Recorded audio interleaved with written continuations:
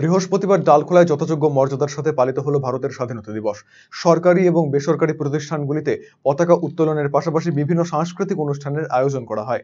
এদিন ইসলামপুর পুলিশ জেলার ডালখোলা ট্রাফিক ইউনিটের উদ্যোগে জাতীয় পতাকা উত্তোলনের পাশাপাশি প্রায় ৪৫ জন হেলমেটবিহীন বাইক আরোহীদের হেলমেট তুলে দেওয়া হয়। ডালখোলা পুলিশ মহকুমা আধিকারিক Rathindranath Biswas, CI Barun Sheth, traffic OC Asgar Hossain, Dalkhola থানার ওসি প্রণব সরকার সহ অন্যান্য পুলিশ আধিকারিকেরা উপস্থিত ছিলেন। অন্যদিকে সেন্ট মেরি স্কুলে জাতীয় পতাকা উত্তোলনের পাশাপাশি পড়ুয়াদের নিয়ে একটি বর্ণাঢ্য শোভাযাত্রা শহর পরিক্রমা করে। অন্যদিকে ডালখোলা অবৈতনিক প্রাথমিক বিদ্যালয়ে জাতীয় পতাকা উত্তোলন করার পাশাপাশি সাংস্কৃতিক অনুষ্ঠানের আয়োজন করা হয়। এছাড়াও শ্রী অগ্রসেন মহাবিদ্যালয় সহ শহরের বিভিন্ন স্কুল এবং সরকারি ও বেসরকারি প্রতিষ্ঠানে মর্যাদার সাথে পালিত হয় স্বাধীনতা দিবস।